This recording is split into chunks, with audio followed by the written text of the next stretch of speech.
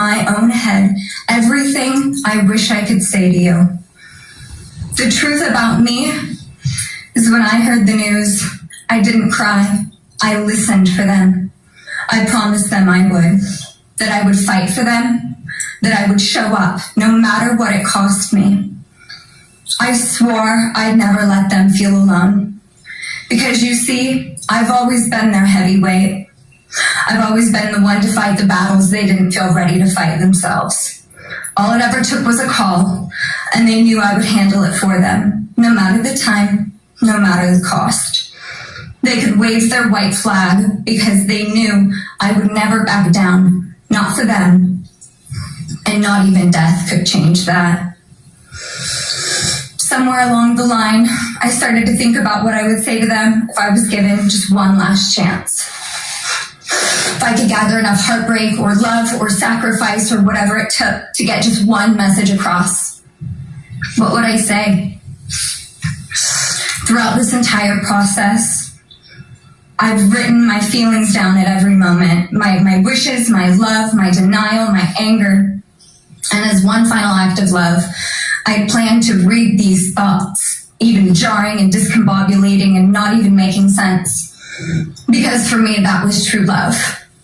As bare and as naked as it could be, not laced in pretty words or dressed for the occasion, but written through bleary eyes at 2 a.m. with clenched fists, angry at this reality. My true final act of love was to continue on without them, for them. That dream to read aloud my love to them, to bring meaning through pain, was the latest blow in realizing you don't deserve it. And Kaylee and Maddie don't need it. Kaylee and Maddie have always known my love, and they would never ask me to prove it by further victimizing myself to a defendant who has shown no guilt, no remorse, no apprehension. They would say to me, "Why would you give the satisfaction of showing vulnerability now? You promised you would never back down." And for that clarity, I'm thankful. I won't stand here and give you what you want. I won't offer you tears. I won't offer you trembling. Disappointments like you thrive on pain, on fear, and on the illusion of power. And I won't feed your beast. Instead, I will call you what you are. Sociopath, psychopath, murderer.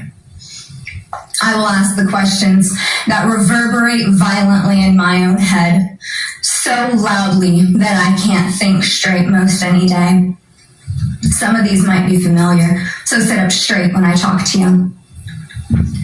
How was your life right before you murdered my sisters? Did you prepare for the crime before leaving your apartment? Please detail what you were thinking and feeling at this time. Why did you choose my sisters? Before making your move, did you approach my sisters? Detail what you were thinking and feeling. Before leaving their home, is there anything else you did? How does it feel to know the only thing you failed more miserably at than being a murderer is trying to be a rapper? Did you recently start shaving or manually pulling out your eyebrows? Why November 13th? Did you truly think your Amazon purchase was untraceable because you used a gift card? How do you find it enjoyable to stargaze with such a severe case of visual snow? Where is the murder weapon? The clothes you wore that night? What did you bring into the house with you? What was the second weapon you used on Kaylee? What were Kaylee's last words? Please describe in detail the level of anxiety you must have felt when you heard the Bearcat pull up to your family home on December 30th, 2022. Which do you regret more? Returning to the crime scene 5 hours later, or never, ever going back to Moscow, not even once, after stalking them there for months? If you were really smart, do you think you'd be here right now? What's it like needing this much attention just to feel real? You're terrified of being ordinary, aren't you? Do you feel anything at all? Or are you exactly what you always feared? Nothing. If you're so powerful, then why are you still hiding, defendant? You see, I'm here today as me. But who are you? Let's try to take off your mask and see. You didn't create devastation. You revealed it in yourself. And that darkness you carry, that emptiness, you'll sit with it long after this is over. That is your sentence. And it was written on the wall long before you ever pled guilty. You didn't win. You just exposed yourself as the coward you are. You're a delusional, pathetic, hypochondriac loser who thought you were so much smarter than everybody else. Constantly scolding, turning your nose up to grammar mistakes, nitpicking and criticizing others. You wanted so badly to be different, to be special, to be better, to be deep, to be mysterious. You found yourself thinking you were better than everyone else, and you thought you could figure out the human psyche and see through it, all while tweaked out on heroin. Lurking in the shadows made you feel powerful because no one ever paid you any attention in the light. You thought you were exceptional, all because of a grade on a paper. You thought you were elite because your online IQ test from 2010 told you so. All of that effort just to seem important. It's desperate. There is a name for your condition, though. Your inflated ego just didn't allow you to see it. Wannabe.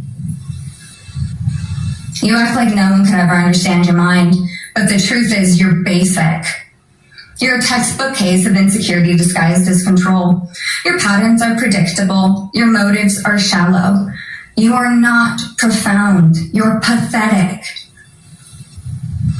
You aren't special or deep, not mysterious or exceptional. Don't ever get it twisted again. No one is scared of you today.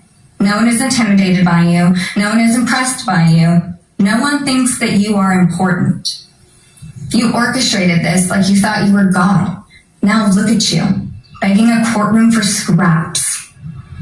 You spent months preparing, and still all it took was my sister in a sheath. You work so hard to seem dangerous, but real control doesn't have to prove itself. The truth is, the scariest part about you is how painfully average you turned out to be. The truth is, you're as dumb as they come. Stupid, clumsy, slow, sloppy, weak, dirty. Let me be very clear. Don't ever try to convince yourself you mattered just because someone finally said your name out loud. I see through you. You want the truth? Here's the one you'll hate the most. If you had attacked them in their sleep, in the middle of the night, like a pedophile. Thank you.